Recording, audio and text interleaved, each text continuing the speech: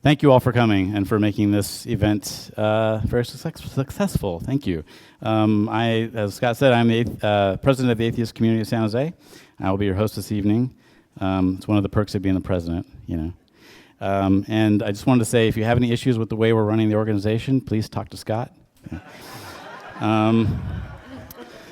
So let's get right into it. Let me introduce everybody in case you don't know who these men are. At the very end here, our first guest is an atheist activist, writer, public speaker, and historical researcher who has been actively investigating the historical Jesus question for over 15 years. He has a degree in history and was an associate member of CSER, the Committee for the Scientific Examination of Religion. He lectures around the country at universities and national secular events. He is the author of Nailed, 10 Christian Myths That Show Jesus Never Existed at All, and the Complete Heretic's Guide to Western Religion series. Please join me in welcoming David Fitzgerald.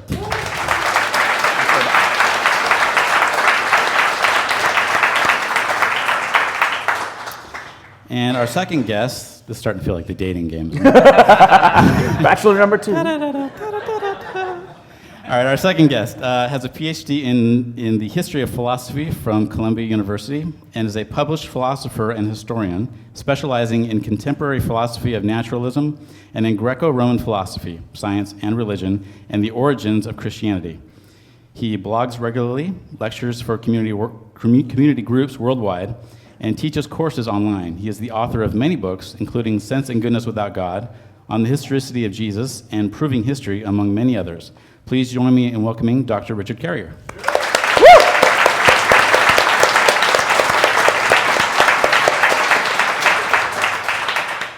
And our final final guest is also known as the Bible Geek. He holds 2 PhD degrees, one in theology and the other in New Testament.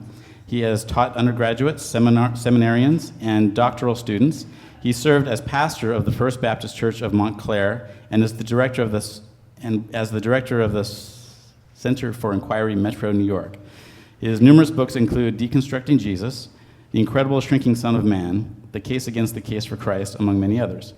Price is also the host of the podcast The Bible Geek, The Human Bible, and The Lovecraft Geek.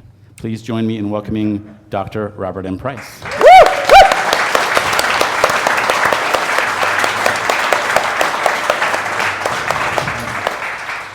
All right, guys, so let's start out. I'd like to ask you, each of you, how you actually got into this. What was your sort of the thing that brought you into the mythicist position? Dr. Price, you want to go first? Well, even as a fan of Bultmann and other supposedly radical biblical critics, I was dimly aware of the Christ myth theory and thought it was crazy. And even Bultmann said that no sane person believes Jesus was a myth. And I read G.A. Wells's book, The Jesus of the Early Christians, and I was debating with him in the margins, rendering the book unsaleable for the used bookstores. But the more I thought about it, I thought, you know, he does have a point here. I don't think I know how to get out of this. And it took a few years, but I found that gradually, it seemed to me the burden of proof shifted so that it was not on mythicists anymore, that there was so little left of any apparent historical figure once you trimmed away the analogous myths and legends and stories that appeared to be based on rewrites of Old Testament stories. There was just nothing left, really. And so I figured, and I think the thing that really pushed me over the edge was reading several books where people tried to demonstrate that this and that story in the Gospels was based on the Greek Septuagint, the Greek Old Testament translation, even down to the specific wording. As I say, I went through several books, and I didn't accept every suggestion they made, but before I was done and had cataloged all the ones I found pretty convincing, it seems to me that maybe with one exception, all of the stories in the Gospels appeared most easily understood as rewrites of stories about Elijah, Moses, Elisha, Joshua, and so on. And then you got to ask yourself, What's more likely, that a guy actually multiplied the food miraculously, or that somebody copied a well-known story and changed the names? And I figured, look, there's just nothing left. If there was a historical Jesus, he's long gone. He's lost behind the stained glass curtain, and you can't simply assume that there was. So maybe there was, how do I know? But I figure the burden of proof is on the person that would say, yeah, he did exist. Okay. Dr. Carey? Yeah, yeah, in my case, I was the same thing. Like, I was like, no, this is crazy, and people would suggest it to me, and I go, no, it's stupid, we have tons of evidence, like, this is not even don't even take this seriously. And I would like check some of the writings out there that you find on the internet and stuff. That's obvious crank, it's all bad stuff. But then a lot of friends, people whose opinion I respected, a lot of them independently kept saying, you need to read Earl Doherty's book, The Jesus Puzzle. I was like, I don't want to do that. And I was like, no, like this one looks like pretty seriously argued, and we're not ancient historians, and you are. Like, could you like just do a review or something? They convinced me, like, oh, all right, I'll do it. And I figured I would treat it like if I was a faculty member at a university and this was a first draft of a dissertation that was proposed to me, how would I peer review it? And so I read the book, and I was surprised at how good it was, and how, in fact, his theory actually makes a lot of sense. He backed it up really well with scholarship and evidence, and the case to the contrary was surprisingly weak. And I didn't know this, because everybody gets to think, they always say, the consensus says the evidence is just huge. And then you go and look and you go, I think there's something wrong with the consensus, because it really is not. So at that point, I was an agnostic. I was like, well, I mean, Doherty's case is really good. I don't see a comparable case from the historicists, but I didn't see anyone trying either. So I figured, like, there needs to be a better defense of historicity, and I just left it at that. And then in 2008, I just got my Ph.D., and then the economy collapsed, so there was freezes on hires for all humanities positions, so I had no job. So here I'm a humanities Ph.D., like that's unhirable basically at that point. But I had already established a fan base, and I was selling books and things, and so I went to my fans and said, well, I've got like about $20,000 of student debt to kill. If you can help me pay that down, I'll do any project you want. I'll apply my Ph.D. in ancient history from Columbia University to whatever you want. And they raised the 20 grand and said, historicity of Jesus. It was unanimous. And so I said, well, okay. So I treated that like a research grant, essentially. And it took 6 years to complete, so $20,000 divided by 6. It's not a lot. But it was still remarkable that there was enough people out there to raise $20,000 to hear a PhD historian vet this question. So I realized this is a serious question. People are interested in this. And so that did it. And I did, like I said, 6 years. And I was even more convinced by the end of it that there was no Jesus. Like I really tried to make the best case for historicity, and it just falls apart at every angle and turn. And so my 2 books came out, Proving History and On the Historicity of Jesus, that basically lay out what I found. And it was not what the consensus keeps saying is the case. Interesting. Dave? Yeah. I mean, it's like I'm looking in a mirror here, because all of us were the same way. 15 years ago, if I came up to myself and started saying what I'm going to say to you guys tonight, I was like, it's crazy bucket stuff. But I read a book called Kin's Guide to the Bible. It's still one of my favorite books out there ever. And when I got away from that, one of the things that he points out in there is this, there's all these different Jesuses in the Bible. He says, there's the commie Jesus, there's the tubby Jesus, there's all these different ones. And it made me curious about, I wonder how we can parse out which is the real Jesus and which is just the legendary BS that got accreted on later. And this is where my troubles began, because as soon as you start looking at the actual evidence for Jesus, first of all, your first red flag is that that's it, that's all we've got, is just this right here. And secondly is that's the quality of evidence we have. It's like, wow. And then I started finding out that there's other people who've been saying this, like Earl Doherty. That was one of my first books.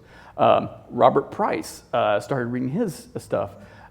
Met this guy, Richard Carrier, and after I'd already started saying, I don't think this guy existed at all, and I don't think Nazareth existed, and I don't think this, and he'd say, no, yes, that, not this, and just the best thing for me in my career in mythicism back then was meeting this guy, because could bounce things off. We could bounce things off, and I like to think that my speeches now are a lot more informed, and his are a lot more funny, having met each other. It's fair comp. Yeah. So would it be fair to say I've got the right order that you? I think so. Yeah. I think so. Dr. Price was early on. Oh, Did yes. you read Dr. Absolutely. Yeah. In fact, I'm still quoting Bob Price all the time. He's already stolen 2 lines I was going to throw out tonight, you know. But I feel like I'm a PR for these guys and for Earl Doherty and Frank Zendler, and the list goes on down the line. Great. I'm going to read a quote from Bart Ehrman, and I know you guys have heard this before, but I want to throw this out there and see what you guys think, because this is really the position that you guys are up against as far as Ehrman versus the Mythicists, and this is what he says. There are a couple of exceptions of the hundreds of Mythicists, 2, to my knowledge, actually have Ph.D. credentials. You got them both here. In relevant fields of study. not But really even true, there are taking more of these us. into account, there's not a single Mythicist who teaches New Testament or early Christianity or even classics at any accredited institution of higher learning in the Western world. And it is no wonder why. These views are so extreme and so unconvincing to 99.99% of the real experts that anyone holding them is as likely to get a teaching job in an established department of religion as a 6-day creationist is likely to land in a bona fide department of biology. So, mic Because drop. creationism and mythicism is Exactly the same. I know. Exact same thing. There's that magical I think consensus. I noticed a few logical fallacies Consensus in here. can never be wrong, therefore there can be no progress in knowledge. Right. So this is obviously the attitude that's coming towards you from this Well, also because it's community. false, right? It's not even true. Like we have Art Droge, who teaches New Testament or teaches early Christianity at San Diego. Tom Thompson. Retired, but yes, he was Yeah. a major professor of biblical Thomas studies. Brody also. Thomas Brody was, but he would disqualify them because they're emeritus now. They're no longer. Oh, they're not teaching in America, not- so they're not he already sitting professors. said it, yeah. Plus, none of them have red hair. No, we have Art Droge, we have Kurt Knoll, who teaches religious studies at a university, and now Hector Avalos has come out as a historicity agnostic, at least. But so that's 3 professors who teach New Testament studies. And really, that whole little screed he gives is more telling about the state of how much pressure there is on existing biblical history departments and Jesus history in particular. That's a good point. What he's saying is, like, if you notice, there's a veiled threat in that statement, right? He's saying we can't get hired, Right. right? So, obviously it's so bogus. he's basically saying, oh, you better not get on board with these guys. You will be unhirable, And that is true. Yeah. That is true. Yeah. which is right a about veiled that. ad baculum fallacy, right? It's, Right. So that offends me when I hear statements like that. Interesting. Okay. All right. Fair enough. And that said, I love Bart Ehrman. I Yeah. think He has a he lot of doesn't great books. realize that for such a staunch historicist, he's one of the best mythicist writers out there. Yeah. No, yeah, he keeps defending our positions and not realizing it. Yep. It's true. And I noticed he had a post. I don't know if it was a month ago or so, but he was actually willing to debate you on the topic, Dr. Price, about mythicists. And I know he won't debate No, you. he thinks I'm Richard. too mean. We You were think you're supposed to mean? debate about 2 years ago, too. Really? Okay. Yeah, until they got the price check that he was asking for. Oh, yeah, that's right. Yeah. So I know there was a crowdfunding that was going on to potentially get you on that, because you guys are both in North Carolina, right? I mean, That's doesn't he right. teach? Yeah, about an hour away that's from Chapel me. Hill. So it would make sense that you guys, at some point, I'm surprised it hasn't happened yet, but is it just because he's doesn't want to talk about this stuff, basically? I don't think so. I think they I have not heard anything for months on that. I suspect they're having trouble raising the money, but I'd be happy to do it if he is willing, and I am surprised that he has agreed to do it in principle. And it should be pointed out that he's not just raking in the big bucks to sit on them. He gives the money to charity, and he doesn't need it. Luckily, he's got a very good position at Chapel Hill, and it's just that if he accepted every invitation to debate, he'd never be home. So I don't want you to get the wrong idea about him. Sure. Yeah. Well, maybe we can make that happen. Anybody want to kick in? How many Bart Ehrman fans do we have in the audience? Okay. 5 or 6. Okay. 'Cause- Bart Ehrman. Yeah. How many fans of Bart Ehrman do we have? Yeah. Okay. Good. All right. Great. Yeah. So let's get into the meat of the argument. So your position is basically Jesus did not exist, and the opposition would say that we have a lot of, or they have a lot of first-century eyewitnesses that are given this testimony to the gospel writers. What is your response to that? Well, this is, there are two versions of this. There is that of F.F. Bruce and John Warburg Montgomery and others who simply figure, like, how do I connect the dots? If Jesus lived, died at around AD 30 and the Gospels are written perhaps only 40 years later, how do you get from one to the other? And was there oral tradition? Did people just repeat these stories? They might have.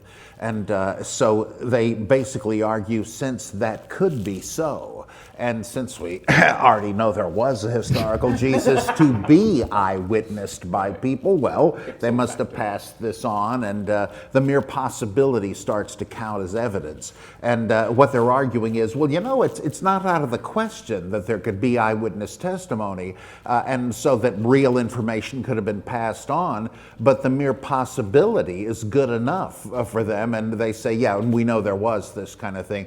Then there's a more liberal version of it, form, criticism, and so on, where you say that there was an ongoing Jesus tradition, but it probably would not have been kept accurate. And so we've got our work cut out for us, trying to sift through it, like the Muslim tradents, or whatever you call them, who sifted through the Hadith.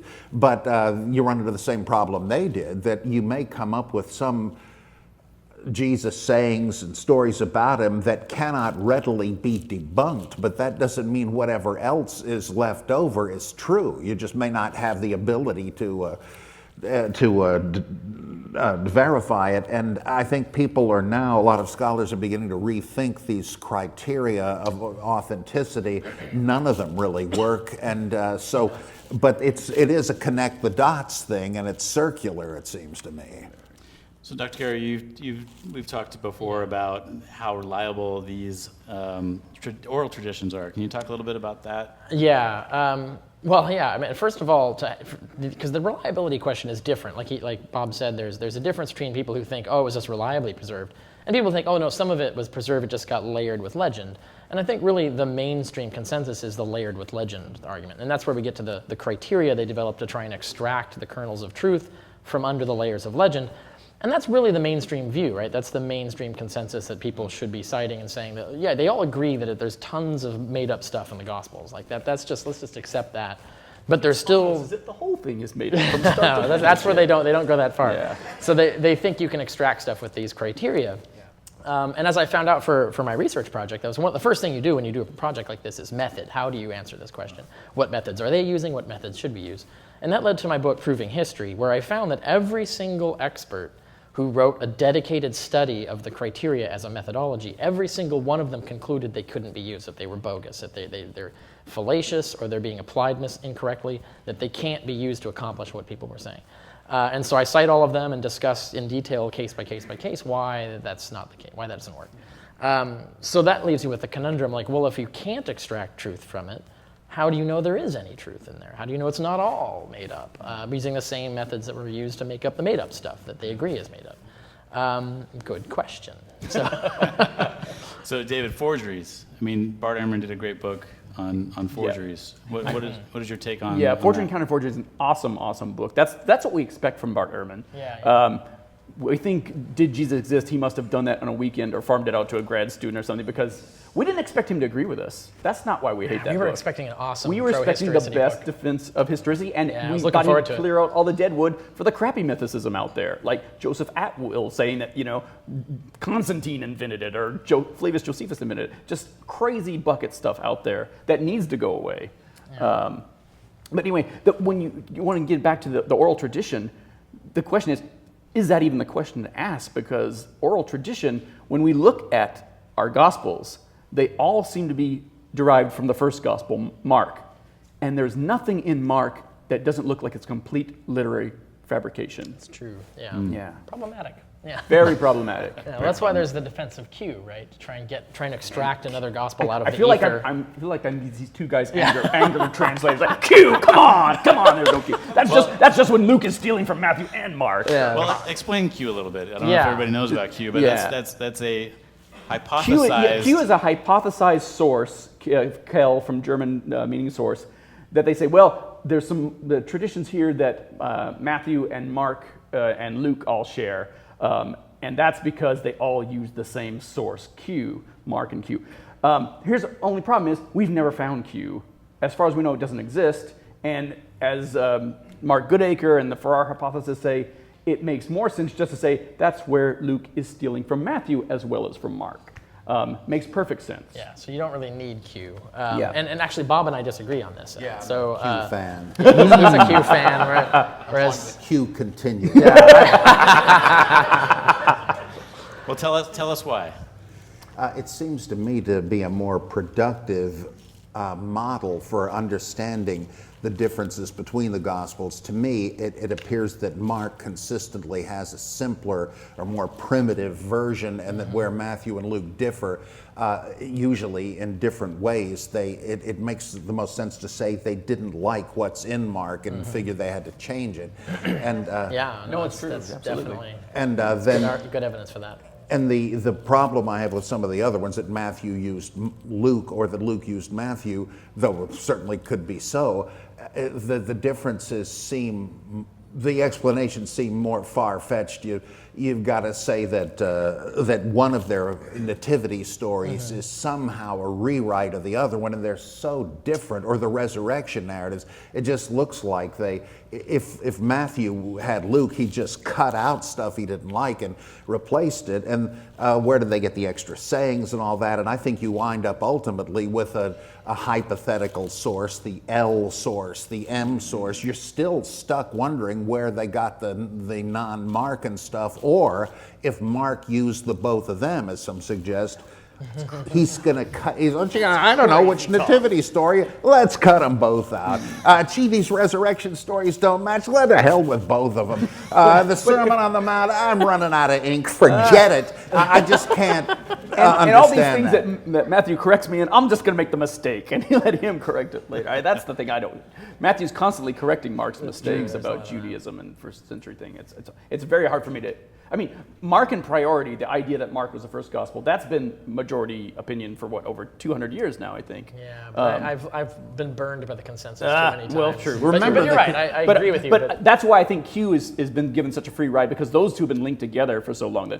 True. And I think it's because that's the sidecar to the Markan priority. Well, I tend to think that one of the reasons motivating some scholars to reject Q, like the late William Farmer, is a kind of canonical anxiety. They don't like there having been an effect. Of course, that doesn't prove anything, but I suspect that's what's going on. I think that the Q thing makes sense. We don't happen to have it, but we know of other things, other sources that we no longer have that must have been floating around somewhere, and the evidence from the ancient world is fragmentary. So, who knows? But of course, these are all just research paradigms. They're just heuristic devices to figure out what would make the most sense, and there is a big ferment in the field over it, and let 100 flowers bloom. Yeah, right. It reminds me a lot of how William Lane Craig uses the Kalam cosmological argument, where he has, everything that began to exist, or everything that exists began to exist, everything that began to exist has a cause.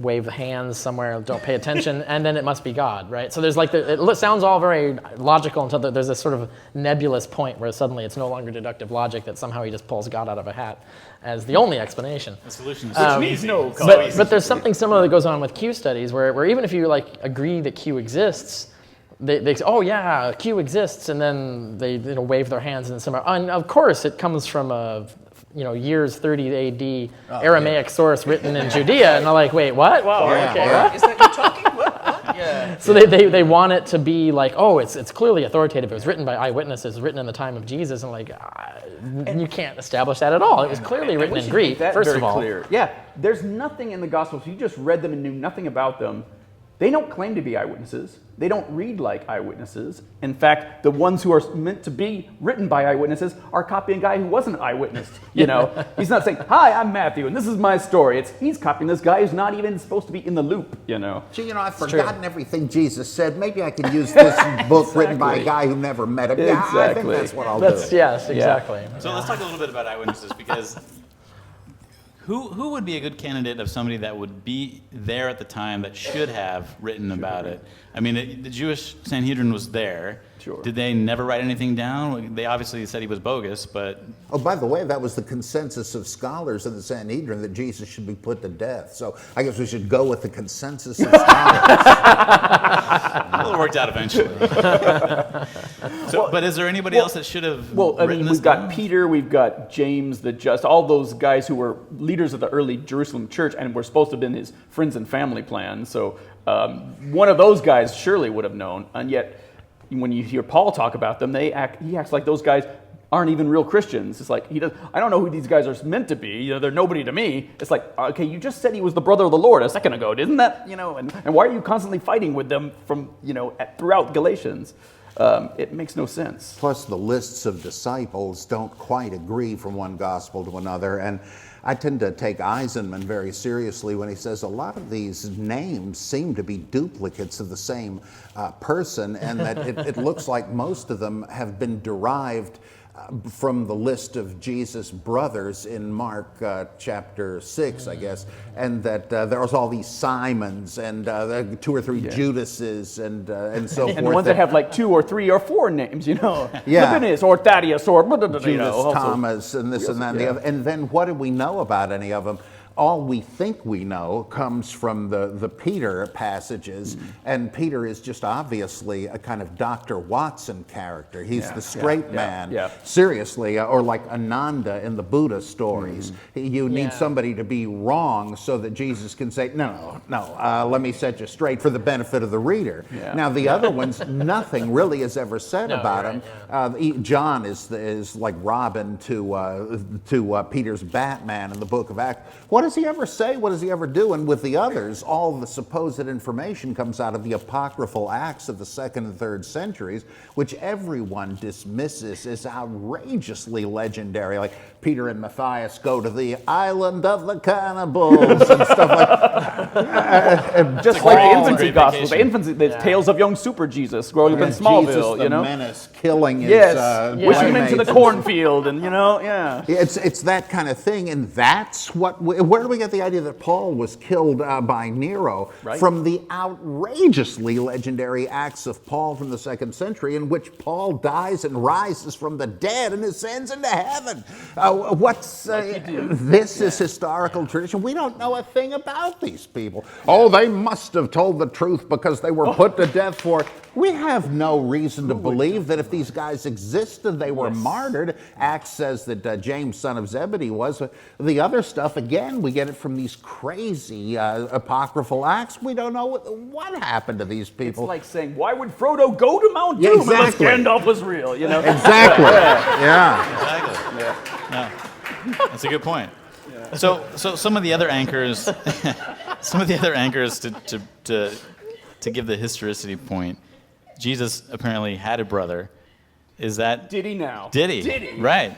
They say, yes, James, the brother of Jesus. That's really the one thing the historicists, they can point to this verse and say, Galatians right there, it says, I went to Jerusalem and saw James, the brother of the Lord.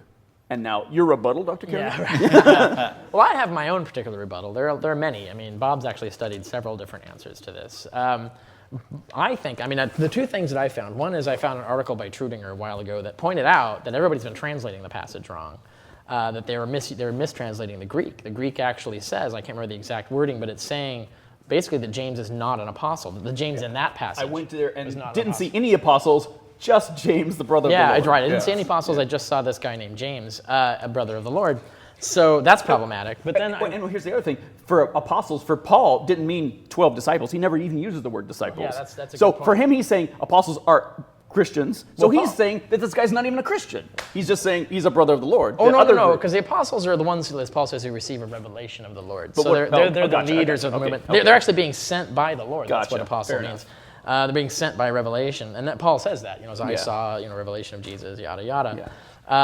But no, what Paul does say in several places is that Jesus was the firstborn of many brethren. Sure. And that when you are baptized into the faith, you didn't get baptized immediately like now. Like you wouldn't just walk up and you're immediately baptized. Right. You would be like in the church for a bit. Because if you sinned after you're baptized, you're out of luck. Yeah, but you would join the church for a bit, and then you would eventually get baptized, and then you would elevate it in the church. But Paul says that baptism was literally an adoption by God, so that you became the son of God when you were adopted or when you were baptized.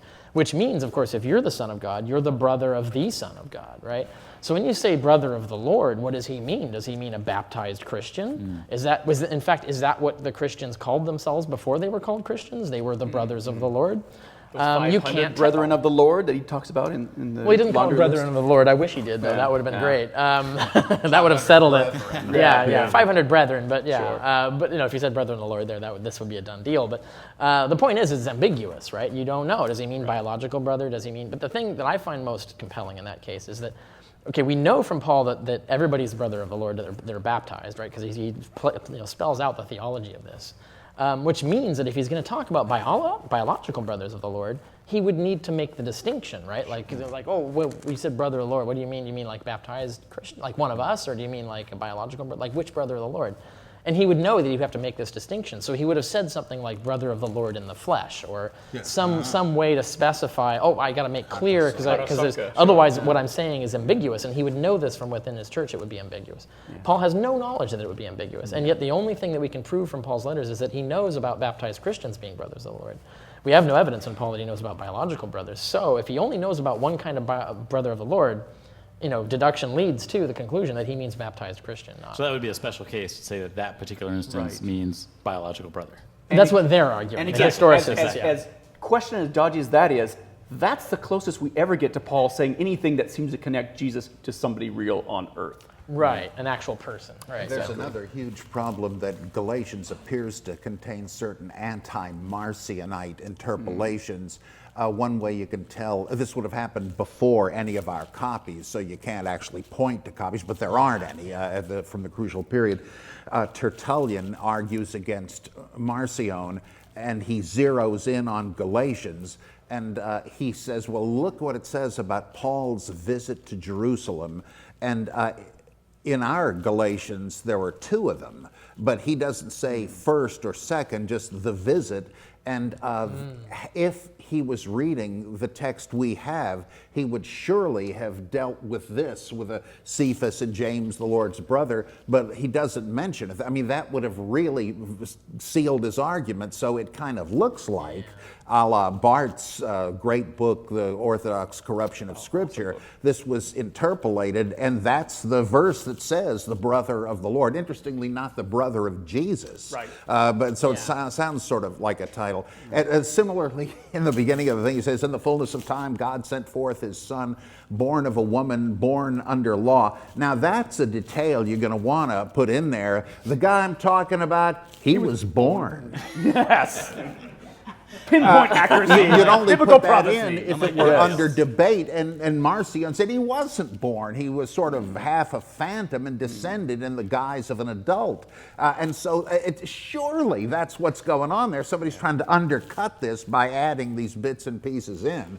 But even if that's authentic, I mean, who do you talk about like that? At least you say, that's a demigod talk. You talk about Hercules that way. You talk about Perseus, And it made me think of something else we were saying. We're talking about this, we don't know what the originals say. We have no way of knowing how close our existing texts are to the originals. We've got a 150 to 200 year period where we have nothing, and no way to match. Yeah. And it's even worse than that. Even if we did find the original, we would have no way of knowing that's what we had. It would just look like one more, interesting variant. We have no way of knowing, copyright Matthew. Boom. Although I suspect the originals would look so different that we would know. We have examples like in 1 Corinthians. It's obvious 1 Corinthians is several letters stitched together, and we're missing parts. So there's it goes from 1 Corinthians 8 to 1 Corinthians 9. And it's like someone got all these arguments about money and food and stuck them all together, but left out the prologue. So you get to he's arguing about one thing in 1 Corinthians 8, and then suddenly he's defending himself against some other charge, and you're like, whoa, wait, what charge? We're missing part of the story. Something's missing. It's like they took pieces of letters and stitched them together, so we're missing stuff. So if we were to find the authentic... Gnostic part and then immediately an anti. Right. Women can't prophesy in public, but of course they can if they're veiled. Should we eat meat offered to idols? Well, it doesn't really matter. Just don't trip anybody up that's going to misunderstand. Oh, you better not do it because God will kill you as he killed the ancient Israel. Was this guy a multiple personality? No, surely you have a It would explain some patchwork. things. It would explain the Old Testament completely. Yeah. And the Gospels are in no better shape. I mean, you look at John's Gospels, and at the Last Supper. that's a stitch work. Yeah, that's so much Yeah. stitch work. It's like he says in chapter 2, and Jesus did his first miraculous sign, and then he did many other signs, and then he did his second miraculous sign. It's like, whoa, whoa, whoa, whoa! Somebody's been patting the books. I love that in John he teleports. Like he's suddenly in Galilee, and then suddenly he's in Jerusalem, and like, wait a minute, we missed a step. Like, or in the you Last don't just Supper. step from one to the other unless you have like some interdimensional door. In the Last Supper, where he says, "All right, now come, let us go," and then talks for another 3 chapters. You know? Yeah. So let's talk about prophecy a little bit, since you brought that up. That's the argument I get a lot. Oh, it was all prophesied in the Old Testament. Everything matches up perfectly. So perfect. So perfect. So perfect. Yes. As you said, he was born of a woman. Born of Who a woman. else- Who else are we talking about? So, Well, there's a gross misunderstanding. I don't think in most of the references where a New Testament writer says, as the prophet said, I don't think they meant that you should have been able to recognize it. This was the kind of interpretation they used in the Dead Sea Scrolls, where they didn't mean, when they said, oh, the teacher of righteousness that founded our group, he's predicted here in Habakkuk and so on, just like in Matthew 1, a virgin shall conceive, this was fulfilled in Jesus. These guys weren't utter morons. They could tell what the context was. I mean, Matthew is at least trilingual. You can tell by the different texts he quotes. He wasn't some fool. And so what he's doing is what the Dead Sea Scrolls writers are doing. He figured, yeah, I know what it was originally about, but that's kind of a dead letter. All that stuff has happened. But you can't tell me the scripture is just a museum relic. It must still be a source of revelation. So God speaks through it in a way you couldn't have anticipated, but in retrospect you say, what do you know? The teacher of righteousness and so forth. Well, it's clear that's what Matthew is doing with his fulfillments. Out of Egypt I've called my son. He wasn't an idiot. He knew Hosea 11:1 is a reference to the Exodus. It's absolutely clear. He knew Isaiah 7:14 was all about what would happen in Isaiah's own day. Before this kid gets old enough to spit out baby food, the Assyrians will have taken care of your enemies. There's no way Matthew could have thought Isaiah was referring to anything 800 years in the future. So what he's saying is, the Holy Spirit speaks anew through these passages. And so what this means is he wasn't even saying this was proof of anything. He's saying now that we can see this with the eye of faith, we see these new things. He would have been a fool to try to convert non-believing Jews with this, and I don't think he was, and any more than the Dead Sea Scrolls writers were. So that whole thing is absurd. And if you think that the New Testament writers are actually saying, oh yeah, Isaiah was explicitly predicting the virgin birth, you're making him just a con man who's plucking passages out of context. Oh, they ought to be able to sucker these rubes with this one. But there's no reason to suggest that, since we know that Jews at the time had this esoteric interpretation thing going on, and that just removes it from apologetics altogether. That's going against the intent of the New Testament writer. Dave, did you want to jump in? I did, and then I lost my train of thought. And I was like, I was going to add, prophecy. it's even worse when you look in Paul, like for example, 1 Corinthians 15, when he says, according to the scriptures, Jesus was crucified. that's how he knows everything about Jesus. Well, the thing is, when you look at like Romans 16, 25 to 27, he says that we learn about the teachings of Jesus and about his story from Revelation and from Scripture. He lists no other sources, by the way. So Doesn't get from other people. Jesus preaching in Galilee is not a source. Right. It's just revelation and Scripture. Right. And when in the Greek, in 1 Corinthians 15, the word he uses is what you normally use to cite a source, right? So you say, according to the Scriptures, he means we learn in the Scriptures that Jesus was crucified and buried and so on. He makes it very clear that's the only way he gets it. He doesn't get his appears to gospel be. from no man. It really appears to be And that he way. says, don't listen to all those other people preaching other Jesuses, other Christ, other gospels. But the idea that Paul was saying saying that the scriptures were fulfilled in the crucifixion. That's like a more modern or a later interpretation. What Paul is actually saying, it looks like plainly in the Greek, is he's saying, we found out in the scriptures, guess what? Jesus was crucified.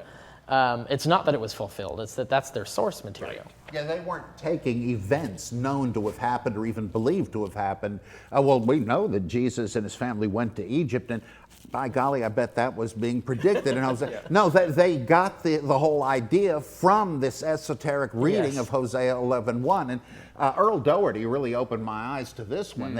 He's saying it's like the Kabbalistic rabbis used to do. Oh, we know what really happened to the Garden of Eden or whatever because we're decoding the text.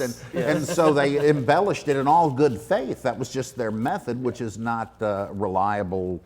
They might as well be doing Sudoku in the Old Testament to come up with these, pulling these things out of context. It's an ancient form of Bible code, Yeah. So is this Bible coding, is that where the Da Vinci Code and all that stuff kind of spawned? Kind of, sort A of. little bit? Okay. I wouldn't know about that. Maybe. All right, I'm going to throw out a name here. I know you guys maybe haven't heard of this guy, Josephus. My wife cringes every time she hears the word. Every time we get together, it always comes up, and it's become a trope now. It's like, oh, not Josephus Everybody know again. who Josephus is? Because let me tell you about it. Anybody know who's Josephus?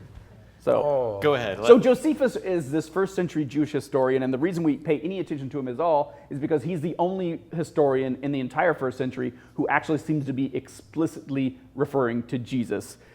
Seems to be explicitly Well, to referring get his to Jesus. dates right, he was born in 37, he died around 100-ish, and he wrote 2 books. He wrote several books, but he wrote 2 that are interesting. One is the War of the Jews, which the Jewish war when the Jews rebelled against Rome and Rome came in and smashed them. Was the year 66 to 70. It was very important because they destroyed the Jewish temple in the year 70. And shortly after that, like 75 AD, Josephus wrote the Jewish War, which does not mention Jesus or Christianity at all.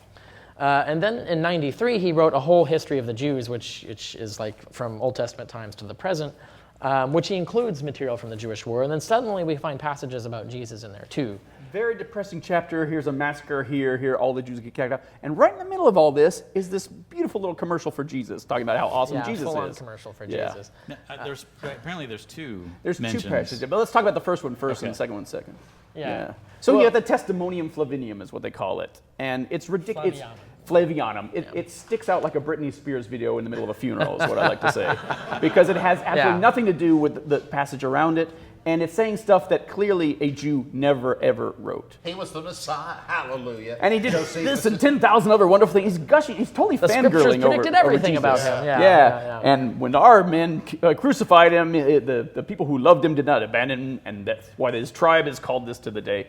And then it continues this whole litany of woe, like this never happened. It tells this wonderful story about the Christians, and then the very next line is, and then another disaster befell the Jews. Exactly. And you're like, wait, what? Exactly. It clearly was previously referring to the Pilate slaughter, Right. Pontius Pilate slaughter just one paragraph earlier. The interesting thing is that the other disaster that befell the Jews is this really long, detailed other religious scandal involving ISIS cult that Josephus goes on in detail explaining all kinds of things. He goes on like multiple paragraphs telling this. Totally sex And scandal. it's a relatively trivial story. Yeah. Like, there's a sex Oh, scandal. and by the way, the and Son all of this. God came to earth, and we love him. I know, yeah. So when you get to, you're looking at Jesus, it's one quick super paragraph that's literally like a commercial's been stamped in there. And then he tells this other, trivial religious story that he goes on at length in a Josephine style about it. It's just obviously that was inserted later. And there's... And here's the other thing. Yeah.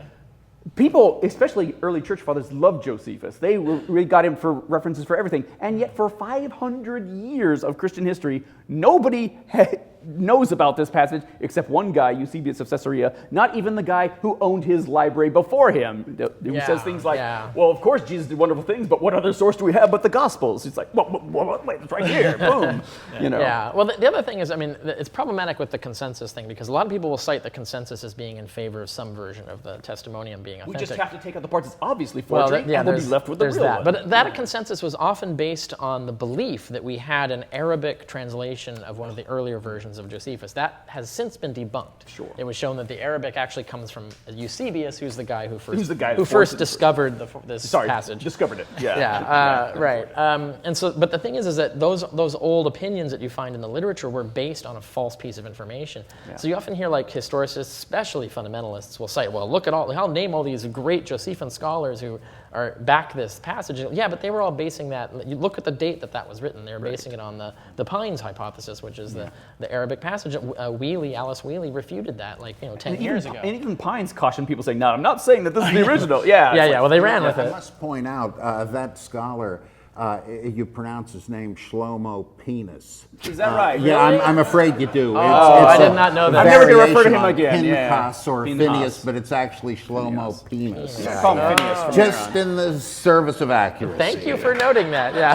That's troubling. Rolls right off the tongue. Yeah. Wow. Okay. No, I did not know that. That's funny. Yeah. So there are other these codex that have been found, these full, I guess. Vaticanus and Sinaiticus? Yes, Sinaiticus, and have the short version of Mark. Can you talk a little bit about why Mark has changed over the years and why that's a big deal? Yeah. There are actually at least five different endings to Mark.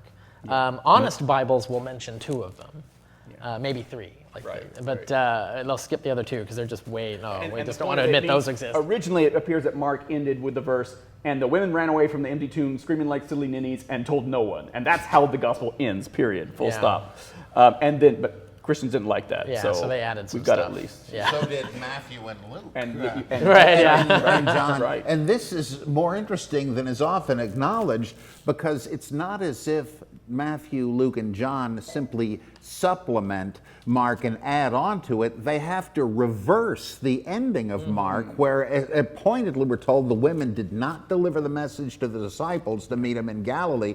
Now in all the other ones, they do. Now this shows that everything after the end of Mark is fiction. Yeah. You can't just change the ending. No, it didn't happen. Here's what happened. Which means all those verses about you can take up poisonous snakes and drink poison, that's all bullshit. So it's like, so is sorry, Luke Appalachia, 24, you've been dying for no good reason. So is John 20 and 21. I have to comment on the funny thing about that. The long ending of Mark, the forged ending, which has the you can pick up snakes thing. Yeah.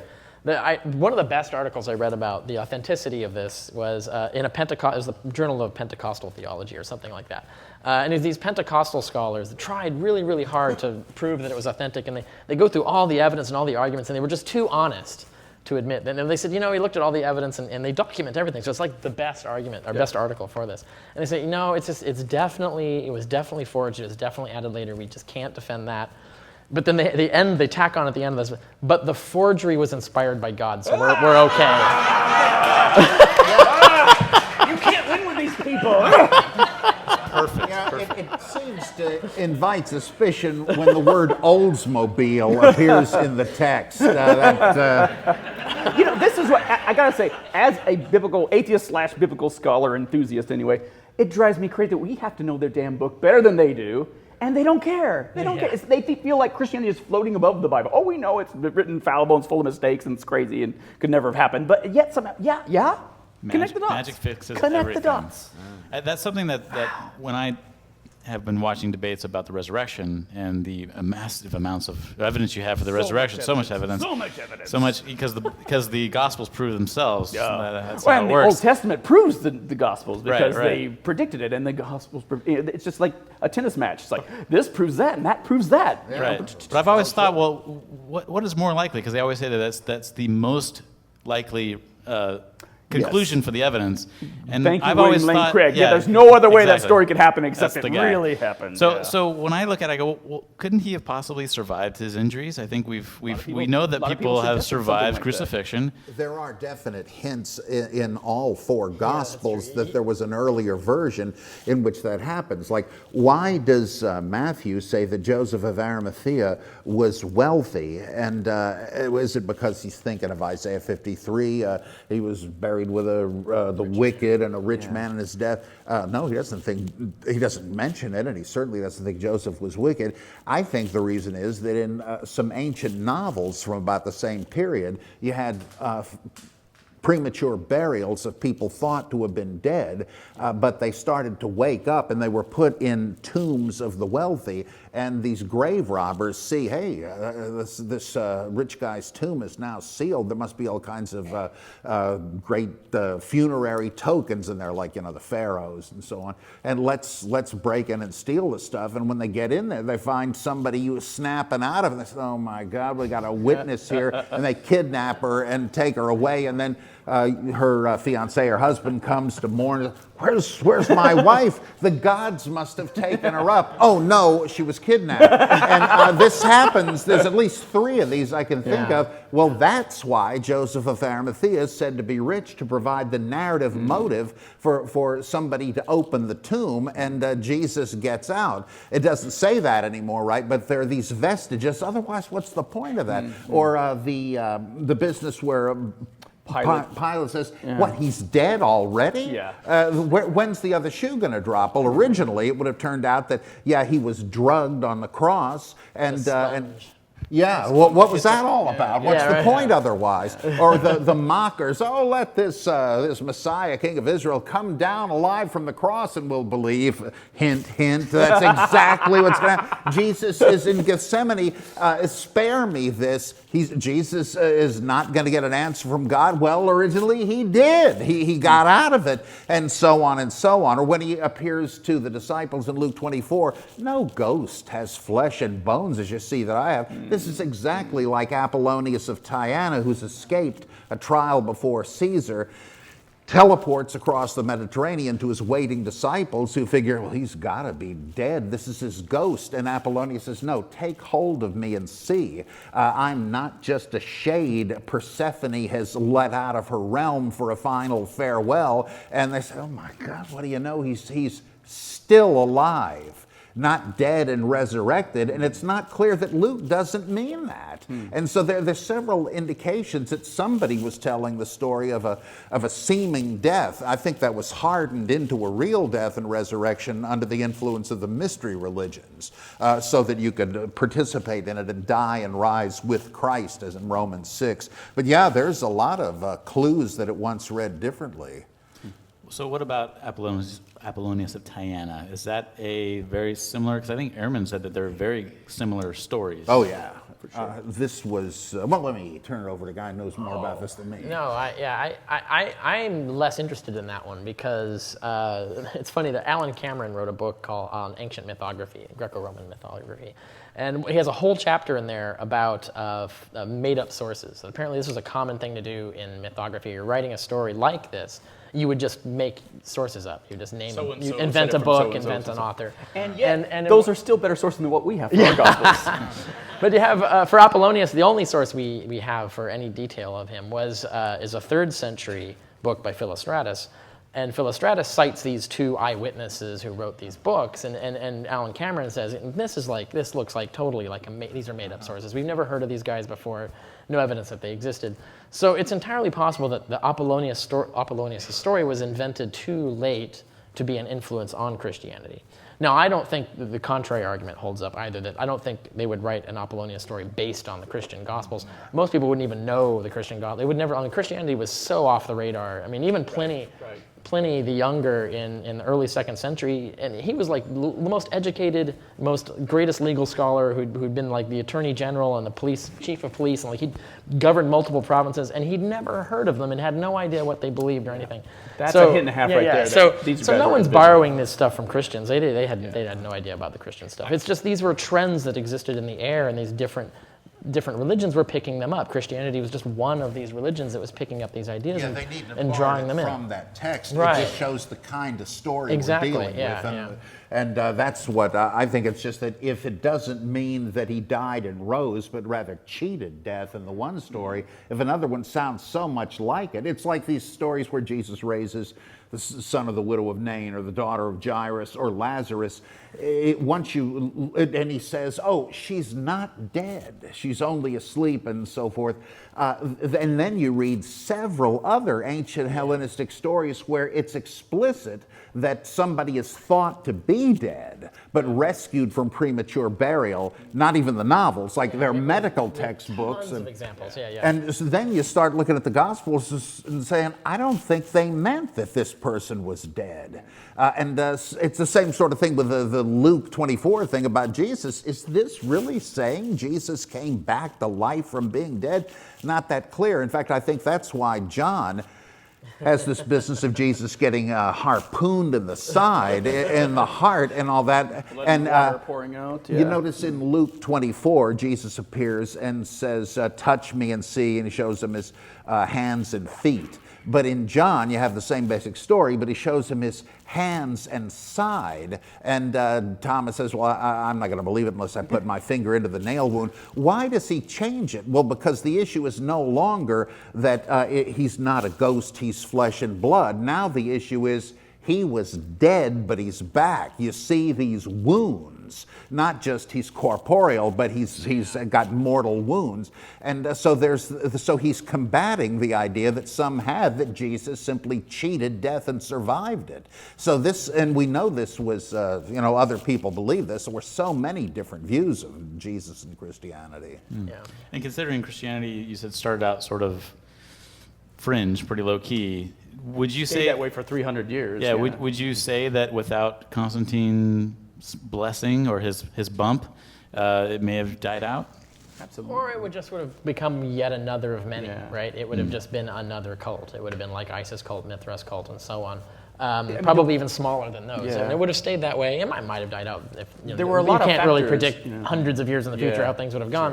Sure. But you're right. Without the backing of the state, Christianity would not have been the great Western religion that it became. And that was a huge financial windfall for the empire, too. in every to take, way. since we're going to close this temple, you don't need this gold, so we'll just give it to the Christians and keep some for ourselves. But, Yeah. but also, Rome in the 3rd century, the whole Roman Empire was just a cluster.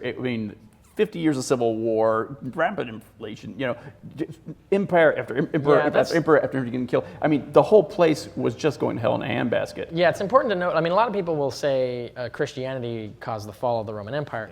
That's not true. The Christians just failed to stop the fall of the empire because they didn't inculcate any of the values that were necessary to prevent that from happening. And when you're a doomsday cult, and all of a sudden it looks like doomsday, your stock goes up. Right. The mortal wound was already fired in the 3rd century. When you like you said, there was a 50-year-long civil war where you had like 40 different emperors, replaced by attrition for death, being killed. Like Italy now. Right, and so you had both halves of the empire constantly at war for 50 years, and then right at the end of the 50 years, their fiduciary economy collapsed. So literally like the Great Depression. So imagine if our Civil War, which only lasted 5 years, imagine it lasted 50 years, and then immediately the Great Depression happened after that. America would be done for, basically. And we would struggle on, we would try to hold things together for a while. But what the Romans did in response to that, and this is before the Christians took over, is they did the same thing they did in Weimar Germany, is that they went total fascist. Like they said, we're going to just hammer down, we're just going to, and one of the things they did, price controls, because inflation was ridiculous. It was, this is the same thing, like buckets of gold to buy a loaf of bread kind of thing. And so they said, well, we're going to stop that. We're going to put price controls on, and nobody's doing it. Okay, so we're just going to have death penalty for everything. so if you sell bread for the wrong price, you're dead. So it was that kind of fascist idea, and then the emperors were becoming more like the regalia concept of distant and divine from the public. They weren't like one of the people. And so this whole fascistic system was put in place. And then when the Christians took over, they said, this is a great system. And so they made it even more fascistic. Rather than instituting the American Constitution that we know is written in the Bible somewhere, right? It's in the back. I have a Bible like that. One of the other codex. Well, I'm going to ask 2 more questions. I want you guys to certainly get your questions in. So we have a mic stand here and an aisleway. So feel free to jump up and get in line, and we'll make sure you get your questions answered. Feel free to do that now. If you came on a bus, they'll wait on you. You come. Just drop your money in. Did you say there was a second one or just that one? Just this one. Just this one. Okay. Yeah. So I wanted to talk just real briefly about biblical scholarship versus apologetics, because they seem to sometimes mash together. Wait, what? What? How would somebody go to a source and say, this is actually good historical evidence, this is an historian talking, or this is just an apologist That's a great question. bullshitting their way through it? Question That that David was- was trying to answer for his next Absolutely. book and discovered some interesting And this things. is what I learned. We realized that no one had ever talked about who are the biblical historians. I assumed most of them are Christian, but I didn't have any hard facts for that. So I was looking up, and no one's ever done that survey. So I got a team together, and we surveyed every single degree granting institution in America that has a biblical studies program or a Jesus studies or anything of the sort. We found out 70% of biblical historians are Christians. No surprises there, but 40% of those 70% are contractually required to toe the theological line. They, as Sinclair Lewis said, it's very hard to get a man to understand an idea when his salary depends on him not understanding the idea. And this is happening now, today. And what I thought was going to be a page in my book is now the first 3 chapters of the book. Because it's astounding to see not just that, but to see Bible-believing, devout Christian scholars getting in hot water, losing their careers, having their careers totally foobarred over things that are not even anywhere near as blasphemous as what we're saying tonight. Yeah. So it's like... Yeah, it was Mike Licona got fired for merely suggesting that one single event in the New Testament might have been symbolic. allegory. Yeah. Like it just... And he's right, in Matthew, when all of the dead saints rise out of the graves and there's the horde of undead descends on Jerusalem, he says, well, that didn't really happen. It was Apocalyptic could have been allegory. Yeah. I don't even think he said like it didn't happen. He said it could have been allegory. Could Like, he have, wasn't maybe even like might that. have, yeah. No, they fired him for that. Yeah. Like something Yeah. so trivial.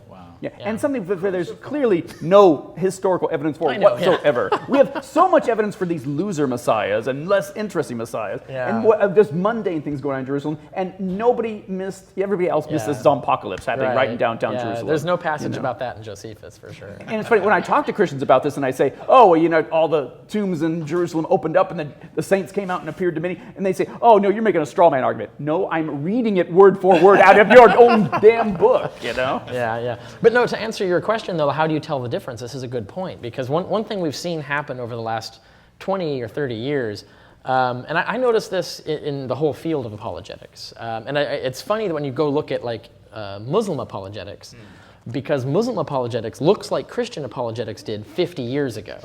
And it's interesting because you read it and it's so ridiculous and uninformed and just silly. And you're like, did anybody fall for this? But then you go look at Christian apologetics like 50 years ago and it's the same stuff. It reads very similar. But what has happened is that the sophistication of the sciences, of philosophy, of biblical studies has gotten so good that now they're like, oh, we look silly compared to this, so we have to make our shit look like that. And so what they've done is they've done a really good job of making their literature look exactly like mainstream biblical literature, with the exact same kind of wording, the exact same kind of organization, the footnotes, elegant footnotes, and all of this stuff to make it look like the same thing. So you, as a layperson, wouldn't be able to tell unless you dig in enough and realize you're starting to be snowed, right? When you start seeing that they're misrepresenting sources, or they're jumping from the possible to the probable, magically somewhere. They do all the time. Or they conflate what we know about the context with what we know about Jesus. Jesus was a 30-year-old Jew, so therefore he must have done X, Y, Z. So, right, those kinds of things. It's difficult because they've gotten really good at mimicking the style. And this is true in philosophy. It's true in all the different areas, because they're in the sciences, even creationists now, like Dembski, for example. They make their book look like a college mathematics book. It looks like a sophisticated thing. It's not Ken Ham. It's Ken Ham dressed up in a fabulous robe. So. And once again, if you don't believe in evolution and need proof of it, just look at Christianity, because that thing is mutating all the time. Darwinian overdrive. All the time. So my last question would be, what are the odds that this is not going to be simply a fringe position for much longer? Did you ever take your case to? Did you take it to Biola or something? Well, Azusa. And it Azusa, was, okay. But that's not the significant thing. The significant thing, it was the Society of Biblical Literature conference, the Western Regional meeting. It was interesting. I presented my case. They had this fiery Baptist minister give me an Christian apologetics angry rebuttal. Oh boy. And then, What a but the shock. funny thing is that the audience had more biting questions for him than they had for me. And it's they seemed more shocked by his behavior on the podium than mine. And there were like one or two like fundy, like, oh, I don't know, I'm sure the passage in 1 Thessalonians 2 is not an interpolation. And like, well, okay, you can believe that. But I mean, most mainstream scholars would disagree with you.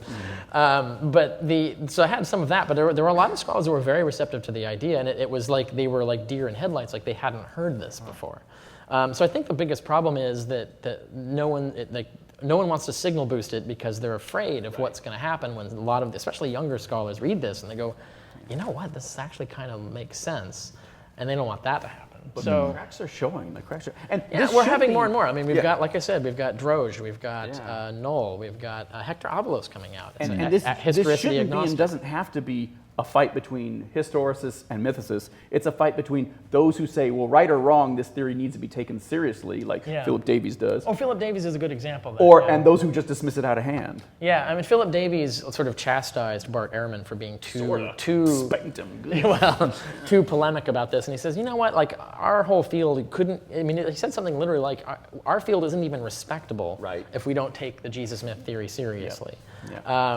And so he's a historicist, but he admits this is something that deserves to have its place at the table, along with all of the other, like there's 12 different theories of historicity. They all contradict each other. Some of them are outright ridiculous and outlandish, and yet they get a place at the table and are treated like respectable scholarship. Mythicism should be at least one of them. And at least the serious mythicists aren't really bucking the consensus. For most of what is being told out there, we agree with it. We prop up our case with the same thing that Bart Ehrman is propping up to say he's a failed apocalyptic prophet.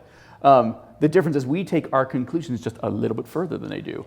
And I'm not even making a joke about that. We're just going a little bit further. We're not clear out on fringe land and Munchkin land. That's true. Yeah, despite their characterization of what we're doing. They love it. I mean, really, we're just a couple tweaks away from someone like Ehrman.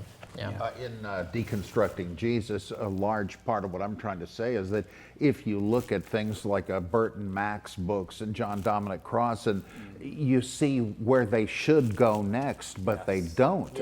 So actually, really good, it's the modern scholarship is tending toward these more radical conclusions. They just don't face up to it yet. And you see that again and again and again, where they say, "Well, of course, Mark knew, Jesus really existed, but he somehow accidentally has all these allegorical things." It's like, what are you saying? How can you say that and believe it when you've just pointed out how this is just complete, theological allegory from start to finish? It's just, I wonder if they're doing that because they believe it, or if they know they have to touch the totem and just say, no, I'm not one of those guys. I'm with you, but it's just so weird, isn't it? It's like as Thomas Paine said, time makes more converts than reason. And yesterday's blasphemy is today's, tomorrow's consensus opinion. Especially in biblical studies. I mean, if you look at like the 70s when Thomas Thompson was saying that Moses was a fictional character, that was blasphemous and radical and fringe. For 30 and they're years. using the exact same, the consensus is against that, you're wrong. And then now it's the consensus, right? At least the mainstream consensus. Fundamentalists will never admit this, but it took maybe 20 years for his position to go from fringe to mainstream. But you said, here's the thing. Like I said, have us back in 2035. Well, here's the thing, though. It's like this is. You can't have two ways about it. I mean, you think evolution is threatening to Christianity. This is kryptonite for Christianity. You can't just say, well, maybe Jesus didn't or did exist. You either. But then you have people like Thomas Brodie who wrote this book. He's still a full diehard Catholic, and he has this whole last chapter, and he says, even though Jesus didn't exist, the entire Catholic religion can still be established and is still true. And I didn't follow the argument, but he's convinced of it. But so it's that's possible. Almost better because he's saying this isn't a gut issue theologically. The pressure is off. Don't confuse these things. Raymond Brown was very much like that. He figured he had other reasons as a believing Catholic to believe in certain things like the virgin birth, even though he freely admitted there was no real evidence for an objective historian to accept it. And he's carrying it this much further. Many Buddhists say the same thing. One abbot in the Long Search show, he said, the host asked him, he says, I've talked to many Buddhists. Some say the Buddha existed. Some say he didn't. What do you think? And the Zen abbot said, Well, for those who need him to exist, the Buddha exists. But for those who don't need him to exist, he doesn't exist. And you wouldn't have to change much in Orthodox Christianity to really, I mean, as earth-shaking as it would seem to people, you wouldn't have to change very much. Thank you guys so much for answering my questions. Let's give them a hand.